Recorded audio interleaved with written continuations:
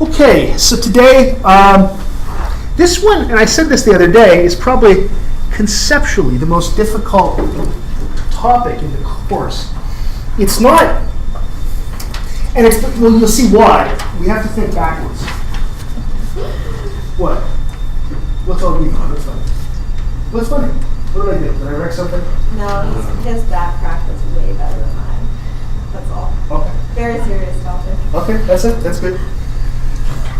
So, when we're doing hypothesis testing, we care a lot about type 1 error.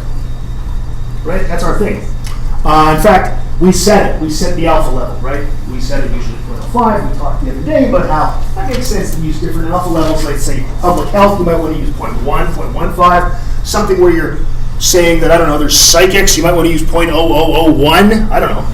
But we set alpha. Our methods are set up this way. Our software gives us exact p-values. When I've shown you how to do things, or you've looked up on SPSS how to do like a t-test or something, you actually, it tells you the probability. It doesn't just say less than 0.05. It says like, 0.037. It actually gives you a value. So obviously we care about this. This is important to us. So it makes you think that type 2 error, or sorry, type 1 error, the probability of a false positive, is more important than type 2 error, which is failing to reject a false null hypothesis. And it kind of feels that way. So you kind of ask yourself, why is that true? Like, why is it the case that we see this as more important somehow? Okay. So, historically, actually, a part of this is Fisher's fault.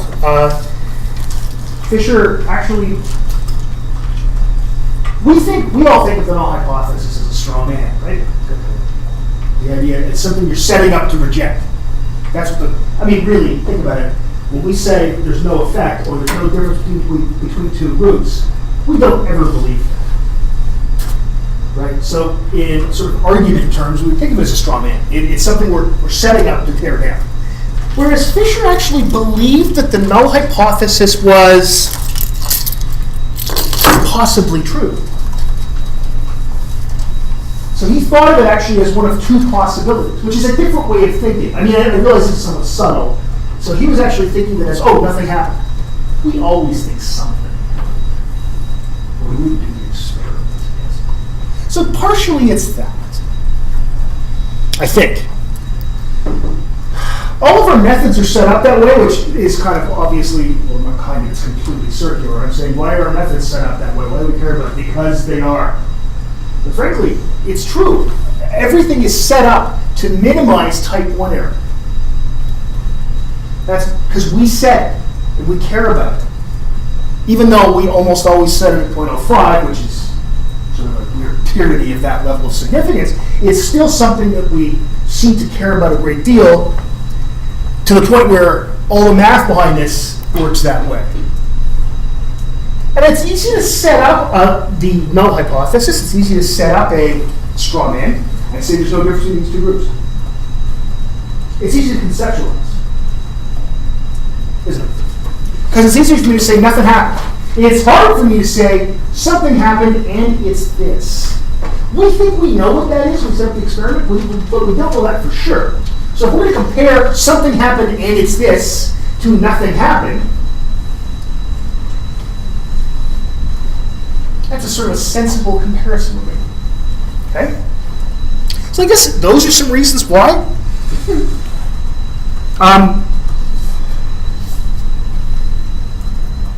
And for HA to be true, and for us to conceptualize of HA being true, one of the things we have to do is not only say that HA is true, but how big of an effect it actually is. And that's a strange thing to think about. Saying that two groups differ is one thing. Saying that two groups differ by a given amount and knowing what that amount is, that's hard.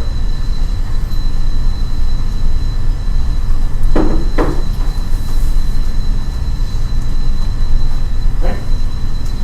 Because if I'm going to say there's nothing happened, HO is that they come from the same distribution, mu1 equals mu2, that's a pretty easy thing to conceptualize.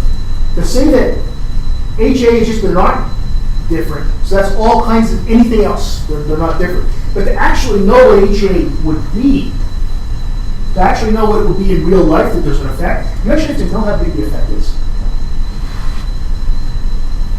And how are you going to ever know that? Well, you can't. Right? You can guess about how big it is. But you can't actually know it. Because if you knew it, you wouldn't have to do the experiment then. I was just trying to understand how you wouldn't know.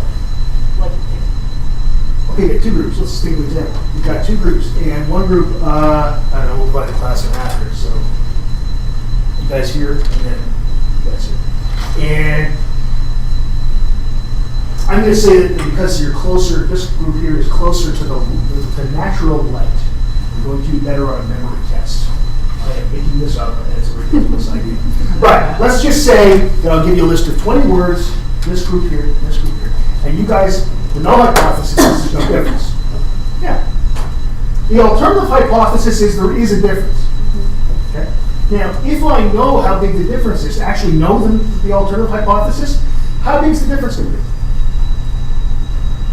1 word, 2, 7, -3, make it worse. Because you're distracted by the level. wouldn't it be different even if there's only one difference? Oh yeah, it'd be different, but how different? 1. Maybe. What about 0.001? Is that enough? Sure, maybe. If to actually know what the answer is, to say that, yeah, it's going to be, the difference is going to be this much, it's hard to conceptualize that in an exact way. Because we can't. It can't be word 20, because there's only 20 words on my list. But it could be anything between 0, well, probably -20 and +20 words. Right. And that's crazy. I mean, so which one is it? I don't know. And I can't know. And if I did know, I wouldn't have to do the experiment. Right? Because if I knew it, it's like, well, I already know that, so why am I doing the experiment? It's different than like if you're doing something in physics, I can give you an exact value. Right? Like I can say, I like keys, I usually do this with keys. How quickly will my keys accelerate towards the ground? 9.8 meters per second squared. That's how it works. It's a law of that's how freaking gravity is. That's always my example when anybody ever tells me there's no such thing as truth. And I say, how fast? And they usually go, I don't know. It's, of course, because they don't know any science, and they just go around saying things to sound smart. That may be me on a bit of a pedestal, just yelling and screaming on a soapbox. But anyway, that a meeting was. Well, of course we all know there's no truth. I said, I'm going to stop you right there.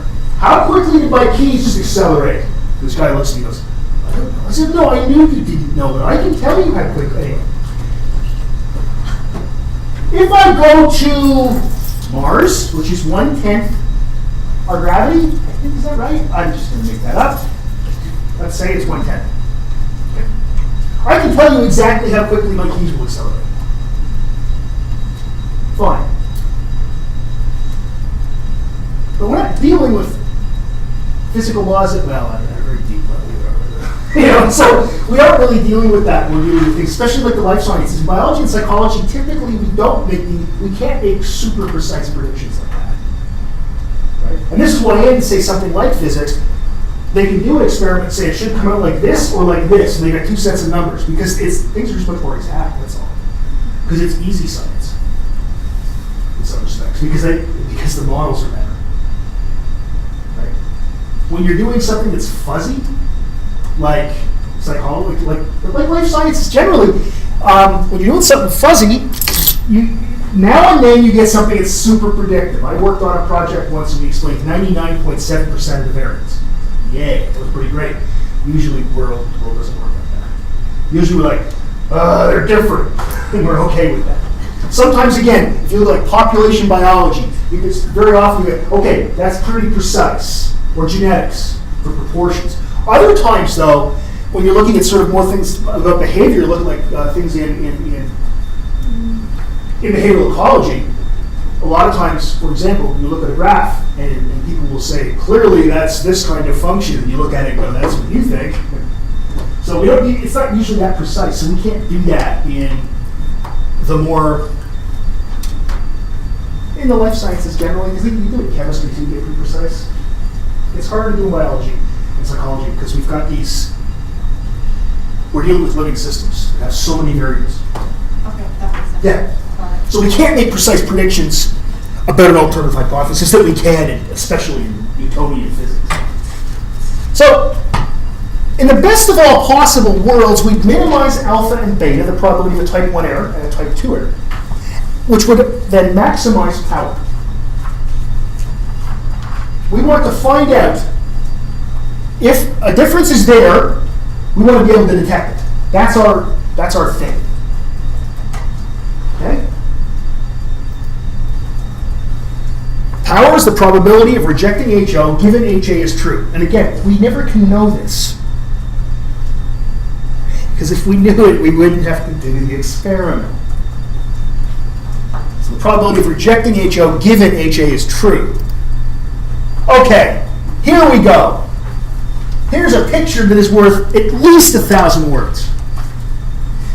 There's our HO distribution. Pretend this H1 or HA, you can call it either distribution, isn't there. This is our HO. This is if HO is true. If HO is true,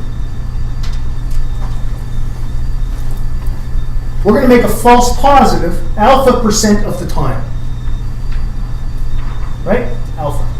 0.05. 5% of the time. We take that as like okay, 5% of the time we're going to make a mistake. A false positive. But we're okay with that because we know, because in science you're supposed to replicate things. Someone else will come along and not be able to replicate it and be like, okay, well, it doesn't work. Whatever that effect is. Now let's pretend that we somehow know the alternative hypothesis distribution, which we cannot. But pretend that we do. And pretend that it's this size. We can't know that either. But we're pretending. So, if this is true, H1, then anything past where we had alpha here, we're going to reject the null hypothesis. This is our probability underneath this, from here, right? From where alpha is under H1. This area under the curve is the probability of us rejecting the null hypothesis, given the alternative hypothesis is true.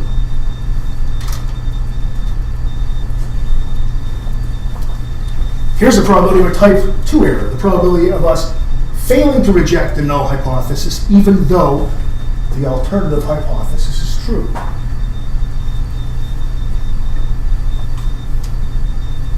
Okay. Can you point that out just one more time? Of course. No, I know this is really a weird thing to think of. So again, if null is true, H sub O, HO, then the probability of us rejecting the null hypothesis, even though it's true, is alpha. It's right here. Small area underneath this curve here. Between where alpha is, underneath the H sub 0 distribution. That's the one that most people go, okay, yeah, I got that. So far, are you okay? Everybody's okay with that part? That's a type 1 error? That's a type 1 error, because we failed to, we were rejecting the null even though the null is true. Now let's look when the null is not true. If the null is not true, that means H1 is true. So that's this one here. But we still use the value for alpha to do the rejecting, right? So we go up, instead of just up to HO, we go up all the way to H1. What's the probability of rejecting HO? So it's got to be to the right of where we had the critical value here. And given H1 is true, so it's all this area underneath the curve here. That's our power. That's the probability of rejecting a false null hypothesis. That's an H. That's this part here. H1 on this. All that. H1 is true? Yes. Because if the null hypothesis is true, H1 must be true. Sorry, if the null hypothesis is false, H1 must be true. Oh my god. No, if the null Wait. yeah. Sorry. If the null is false, then H1 is the only thing left. So it must be true. Right? That's our power. That's here. And then to the left of that line, underneath H1, is beta. That's us failing to reject a false null hypothesis. That's a type 2 error. It's a false negative. We fail to reject it, it's actually H1's true, which is whatever you want to call it. That diagram calls it H1. No, there is, yes. Please go ahead. Can you repeat that again? Which one? The The last part? yeah. Okay, so beta is a type 2 error. That's the probability of rejecting, of failing to reject the null, even though the null is false or that H1 is true. Those are the same thing. Think about that matrix that I had the other day of fail to reject, and then HO true, HA true. There's 4 possibilities there.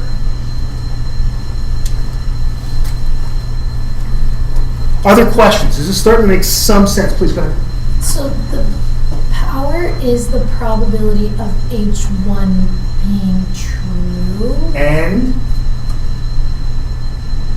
we reject HO. Oh, And correctly rejecting? It's a correct rejection of HO. That's what power is. Please go ahead. So for that like one line there in your alpha, so anywhere to the right of that, that's like we're accepting the alternative. We're rejecting the null. We're rejecting the null. Yes. And then if it's underneath like that darker part, that's where we're wrong. If she's correct here when she says anything to the right of this line here, where alpha will make our critical value, we reject. Now there's 2 possibilities. Either HO is true, and we've made a type 1 error, or H1 in this diagram is true, and this is our statistical power. Conceptually, I know this is not easy. Now, how many times do I stumble to say, fail to reject? I mean reject. I mean, it's keeping it straight in your head. It's not easy. So, if you're to the right of that critical value,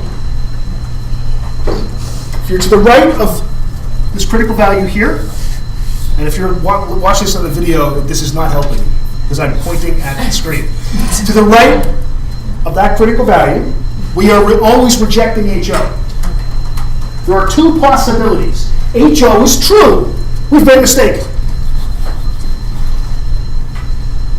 Or, and we never know this, HA is true or H1 is true. Oh look, we rejected it. And there's it's not true. HO is not true, so we win. We get a publication. So if you have your little box. Yes. Which I'm trying to quickly draw on my paper. Yep. And you have your one box where it's your type 1 error, one box where it's your type 2. Yep. HO true, HA true. Do not reject HO, reject HO. HO is true, and we do not reject HO. The least interesting possible thing that could happen. And that's the empty unlabeled space? This is here, underneath here, because HO is true. Yeah. All that means this, the distribution on the left, is true. Ignore the other distribution. Okay. Everything to the left of that is this. We've made a correct decision. It's a boring decision, but it's correct.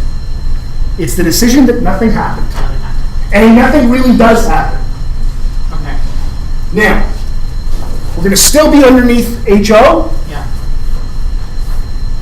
We're going to reject HO, but HO is actually true. And that's true. That's your type 1 error.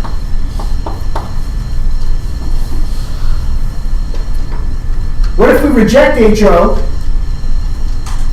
So it's over here, but this is true. That's there. There's your power.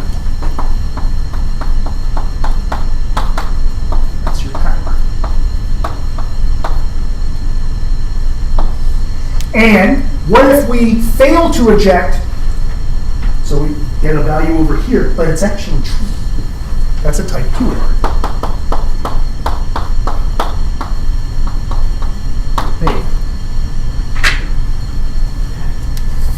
That was helpful. Like I said, I understand this is conceptually weird because you have to imagine something that you never know to be true. And that's that you know you know that HO is false and you know by how much. And you never know that. Because if you knew it, you don't do the experiment.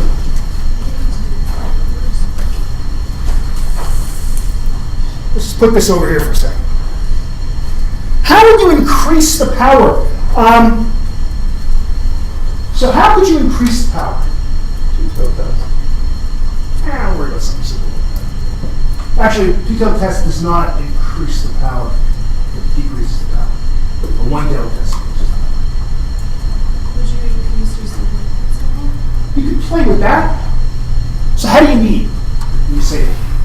Like instead of 0.5. Right. Yes, you could. You could make alpha bigger. You could. Why don't we make alpha bigger? Yeah, go ahead, Joe. If you make alpha bigger, it's easier to reach significance. Of course so it is. there's less area which would be under beta. That's right. But there's a problem here, and that's that you're not usually practically allowed to do that.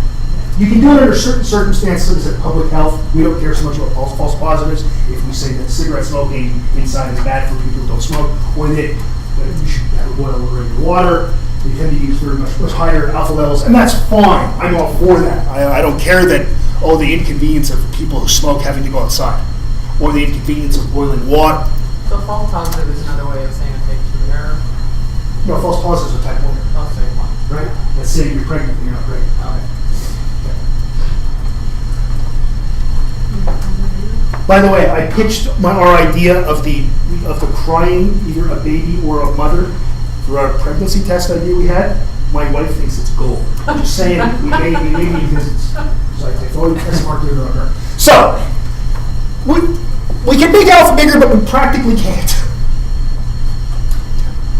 It's a flight of fancy. Let's make the difference between mu1 and mu0 bigger. Let's just move the alternative hypothesis distribution over to the right.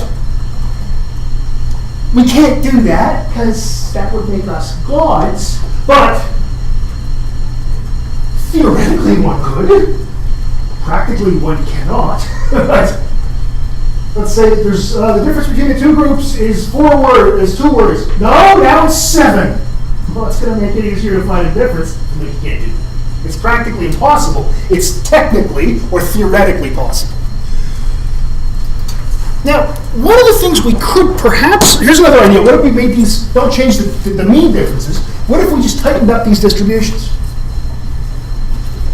Right? And there'd be less overlap. The problem, as you can see, really is overlap.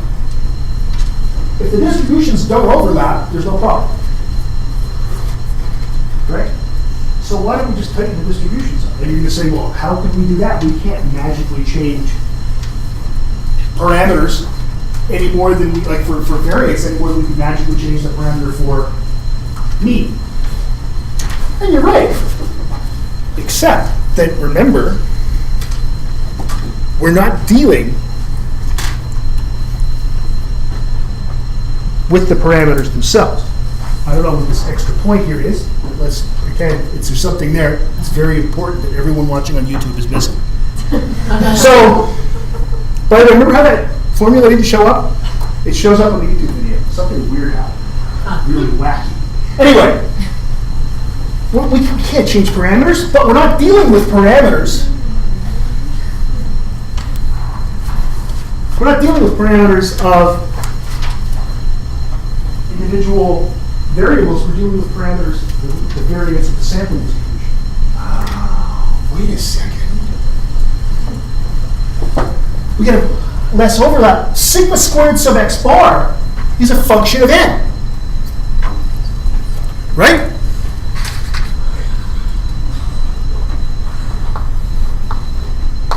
That's what we care about because we deal with sampling distributions. And we know that sigma squared sub x bar equals, by the central limit theorem, we know it's sigma squared over n. We can control n! That's a thing we can do! And if we make n bigger, sigma squared sub x bar gets smaller. Because sigma squared changes, it stays the same. Don't look so confused. Sigma squared stays the same. It's a parameter. It can't change. But n can change. We can make n bigger. We can collect more data. Chris? You also decrease random error. That's in essence what you're doing by collecting more observations. That's what you're doing. The error, any error is stuff that you can't explain. And in this case, there's only two sources of error. There's different groups, and there's different individuals. And that's where we get sigma squared sub error. So we're actually doing what you're saying. But think about this. If I take, sigma squared doesn't change, but sigma squared, but n changes. As n gets bigger, sigma squared over n must get smaller. It can't get bigger. You're dividing by a bigger and bigger number. Can you only decrease n? Well, you can decrease it. Why don't you do that? You get less power. Right? It's going to make variance bigger. The sample distribution. Let's make it smaller. And we can make it smaller, but make it n bigger. Now, there's going to be less return, marginal diminishing returns here every time we increase n. Like going from 10 to 20 is a big advantage. Going from 20 to 30 isn't nearly as much of it.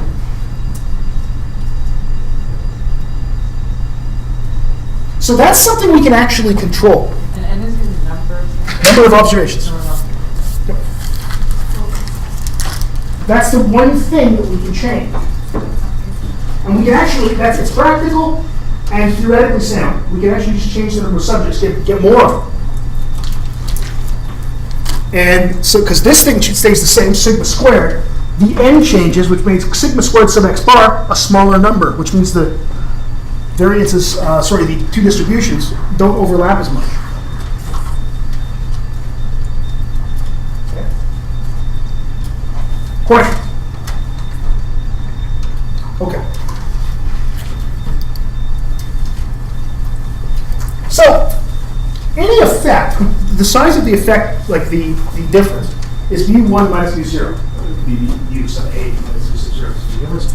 But it's mu1 minus mu0.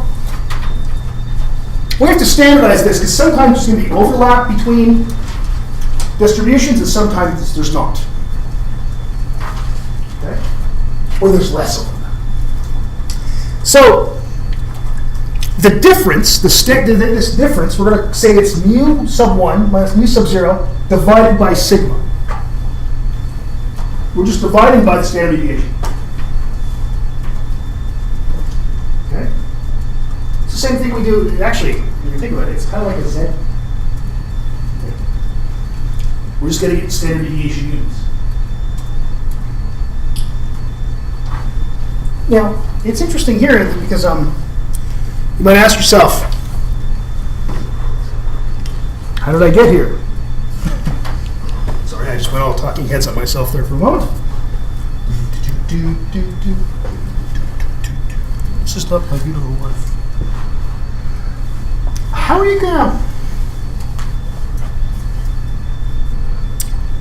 We don't know that. Well, prior research, maybe you look at all kinds of prior research and say, oh, I see, the standard deviation is about this big, and the difference between the two means it's about that big. So that's the effect size usually. That's one way to do it.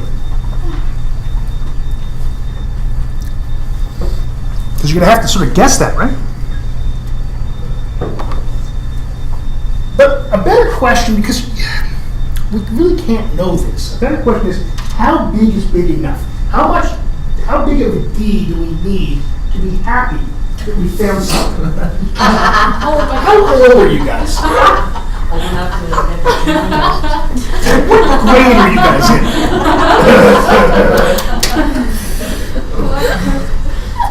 Is he making a penis joke? No, I'm not. You guys are. See, nobody giggles when I talk about bird memory and I mention great tits. No one says a word.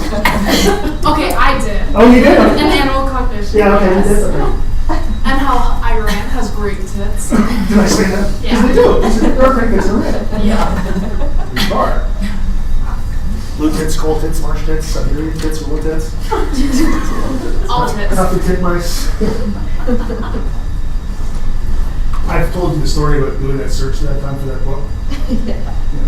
That when you Googled like great tits. It wasn't Google. It was because it was pre-Google. So I was trying to find. It was Lycos I was using. It was like 1996. I was writing a paper, and I needed a reference that said how much a chickadee weighed.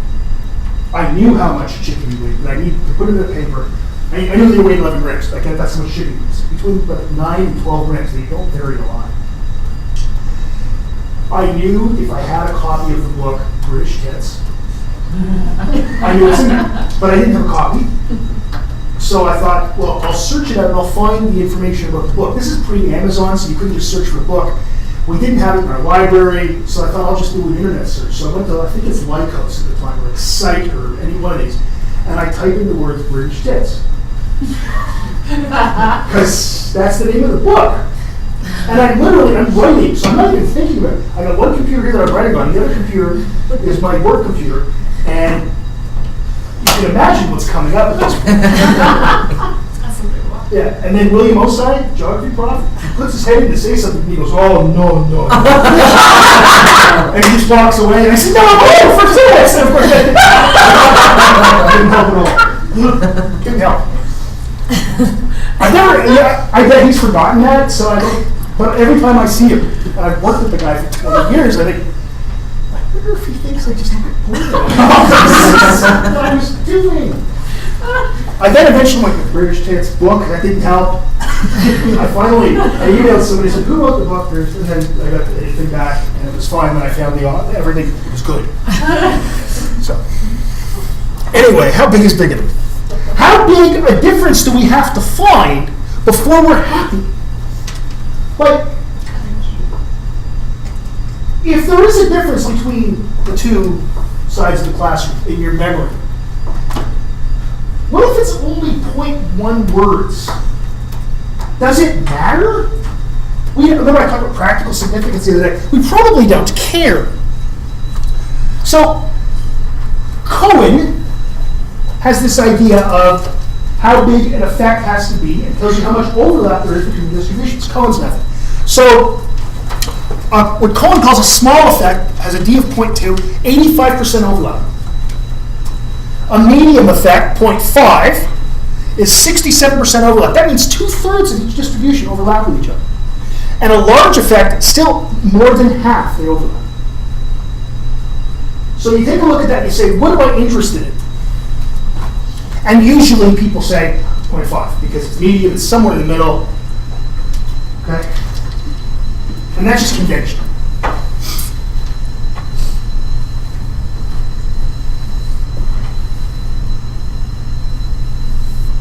What's the percent overlap? That's how much the two distributions actually overlap with each other. Like if you picture the two, that's the center. And the two that we have in that other picture, those overlap just by, those are probably less than 50%. If you think about a medium effect, which is what most people tend to use when they do these power calculations, there's the null, 67%. There's HA. So that's how much overlap there is. That's actually less. That's actually about 2/3. Those two distributions overlap about 2/3 of each other. And that's what a medium effect is. I think the one we had in that picture is probably more like a large effect. About half. That's about 2/3, but it looks like that's wrong. So what you do, well, you might wonder, what do we do next? Well, we combine the effect size idea. We don't calculate effect size. We just say how big of an effect is big enough for me. And usually, by convention, you say medium. So you say 0.5. And then we come up with what's called the delta statistic. That's a delta. That's not an 8 that isn't finished. That's a lowercase Greek delta. Okay? Delta equals the D that you're interested in, so maybe 0.5, times how N affects the statistic you're using to test. Now, if it's a t-test, it's the square root of N, right? Think about a t-test formula. It's got the square root of N in it.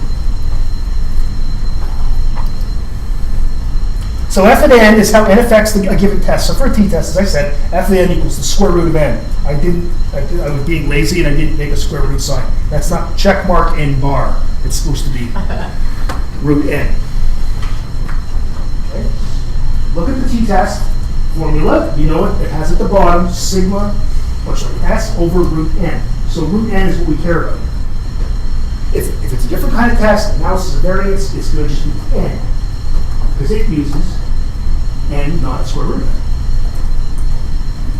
Which is what we'll talk about when we talk about analysis of variance later in the course. Okay. So we have this information. It's like what's this? Well, where eventually we want to solve for N. This actually isn't that bad. If you know D, which you don't, but you say how much is big enough, and it's 0.5 or 0.8 or whatever, you can now figure out the given sample size. You can figure out the sample size needed to get a given power. So let's say we know D is 0.5. So we put that in for 0.5, which is what you would normally pick. And we want to, let's say we want a power of 0.8. That would be nice. If there's something there, we want to find it 80% of the time. That's pretty good power. There's a 4 in 5 chance that we're going to find something if it's there. Okay. You look it up in your textbook, in the appendix called power. There's actually an appendix called power, and you have to know the D, you have to know the power you want, and you have to know the alpha that you're using, which is almost always going to be 0.05. So, there's another one of those blank points. So we say D equals 0.5, 1 minus beta is going to equal 0.8, alpha is going to be 0.05. This is from the book. I'll zoom in on this in a second. But as you can see here, you can't see, it's kind of hard to see.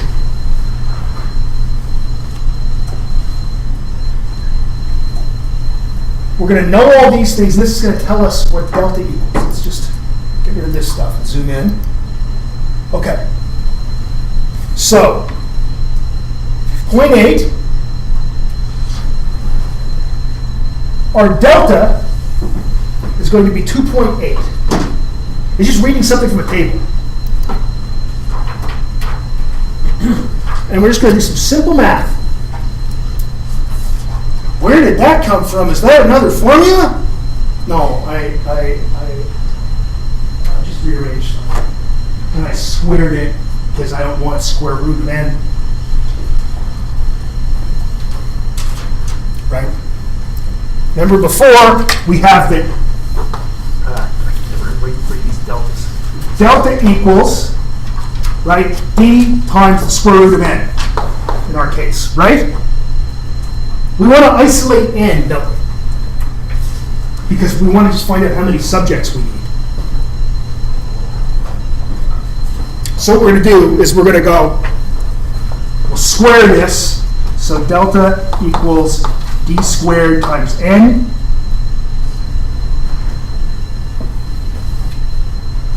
Oh, sorry, yeah, we have to square both sides, so delta squared.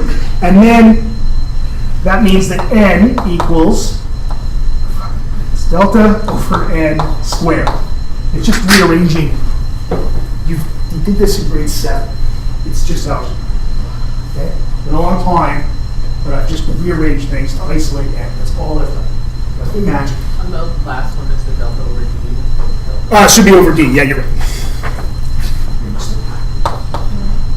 Delta over D. Like this.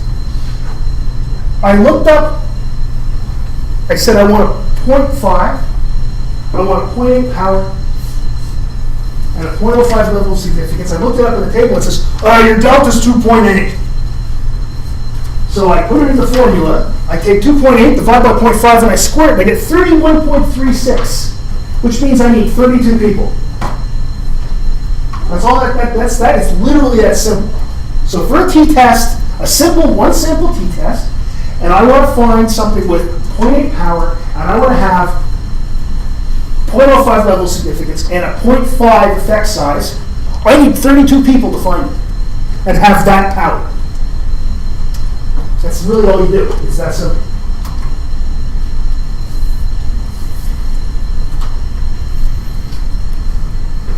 I just subbed into a formula. Now, I will tell you there are online power calculators nowadays where you don't have to actually do all this by hand. But doing this by hand is not that hard. What if we want to increase the power? Let's make our power now 0.99. We want a 99% chance we find it.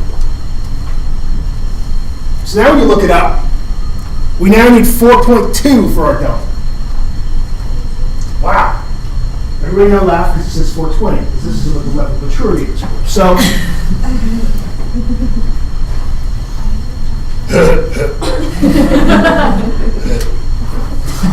he said PSYC. So, Beavis and Butthead references 20 years later still work. I like that. So, now we look it up, and we need 4.2. Suddenly we need 71 people. So to get, we're going from what? That's 80 to 99, basically 100, so that's 20%, 20 of 80. To get 25% increase in power, we need more than double the people, right?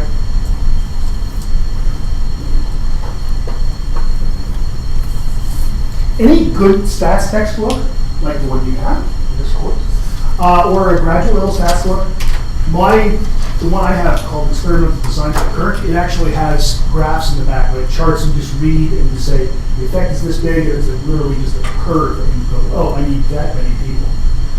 It's pretty straightforward. Or you can use online calculations, you can do that. Online calculators that do this work. I have a question. Yep. That might be totally No, it's fine. off. That's fine. But, okay, so you're basically saying that we can find statistically significant results Yes. with anything Yeah. if we have the right N. And if they differ by a certain amount, we have said that's the number they differ by, or more. Right, okay. So that's a huge assumption you're talking about, right? Well, that's what I'm wondering, Yeah. because of it just seems like we're manipulating. Well, no, we're not manipulating anything. What we're saying is, if the difference, I am interested in a difference where at least the D is 0.5, in other words, a 67% overlap or greater. If it's less than that, I'm not interested, because it doesn't matter. So you're making a practicality, right? There are all kinds of sex differences between men and women that are so small they don't matter. They're uninteresting in your behavior and cognition. Like, they're just uninteresting. Okay. So if I was to look at something like, okay, if I said aggression, Yeah. there's about a 1 standard deviation level difference between men and women on average, adult humans, in their level of aggression if you measure based on use questionnaires, all kinds of things. It's about a standard deviation, which is 0.15, 1 standard deviation. So 0.15 difference. So the overlap there is about 80-odd%, 82%. That's a little small difference, it's 0.2. Do I find that interesting? It fits into a lot of things, I think, yeah. So I would find that interesting, and I would say I have no problem with 0.2. Now let's think of some other variable that we know there's no difference. Jesus, I don't know. How about ability to taste, to detect salt? There can't be a difference. Let's say there is. Let's say women are slightly better than men at detecting salt in solution. Okay. But let's say the difference is, so there really is a difference in the real world, but the overlap is like 99%. So there really is a difference, but it doesn't matter to anything. In the overlap, It's how much those two distributions are on top of each other. and that increases the chance that you'll make an error. Yeah, but if we had enough subjects, we'd make it. But that's what I'm saying. Yeah. So like, is there literally no thing in the entire world Well- where you're like, okay, I need 30 million people? Oh yeah, if you test 30 million people, you'll find differences, but is it practically important? It doesn't matter then. Right? So you say, does this matter? That's the question you're asking. It's so small that I don't care. You're always going to find differences. It's like correlations. You're always going to find significant correlations if you test enough people. But who cares? So if I test 30 million people, if I test everybody in Canada and find out the size of their little toe correlates with their IQ, the correlation is 0.005, but I've tested 37 million people, so it's statistically significant at the 0.05 level. But who cares? Yeah. So you're making the practicality. And that's why you typically say, I'm just going to choose 0.5, because that's 67% overlap, but that's enough that I can see that difference between those two distributions. If they're overlapping so much that I can't even see it, like 99%, I don't care. Right? This is not, people ask actually, they say, what is delta? It's called the non-centrality parameter. What we assume HO when we do a statistic, right? We assume the hypothesis is true, then we try to see how likely it is that it's not true. Well, under HO, the expected value of t is 0. If HO is true, those two distributions completely overlap, then mu1 minus mu0 is 0. Right? Well, if the two distributions overlap completely, in other words, if HO is true, then the expected value of t is 0, because it says that mu1 minus mu0, well, if it's the two things that are the same, subtracted from each other, it equals 0. So our expected value is 0. So it's how likely is it we find a value of delta that is greater than t at 0.05. So in fact, if you were to figure out what delta is, it's just like a t distribution in this case, but it's when we don't expect it to be 0. Because remember, we've set up a thing saying it's actually this big, even though we never can know that to be true. We can't know that to be true. So I just throw this in here because someone always asks, well, what is delta? Well, that's what delta is. The big takeaway from all of this is that doing these calculations, even if it simply involves going to a power calculation website and putting some stuff in, saying how big effect size you want, what's your 0.05, whatever, this is not hard to do. So do power calculations before you do a study. They aren't hard to do. They can be usually automated by some website or in the back of a book. They're all like, what we have here for the t-test in the back of our book is so close to being automated. You sub some stuff in and come up with a number, and you solve for n. It's pretty close. It's easy enough to do. It's worth doing. And my honor students always say, how many subjects do I need? And I always ask them the same question. How big a difference do you think this is? And I draw them some pictures off it. Do you think it's that big, that big? And we usually come up with something like that. And they say, yeah, it's probably right.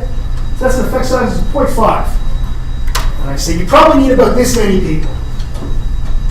How did you do that? I say, do arithmetic in my head. Not that hard. So usually people always say, I want to have 45 people per group. Why? You don't need that many.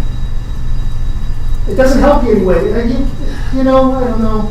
All told, let's say this many per group. If it's not there, and I would say the same thing. If you can't find this difference with, say, 25 people per group, do you care? In other words, I'm asking them, do they care about the effect size? And usually, I see what you mean. Not hard to do.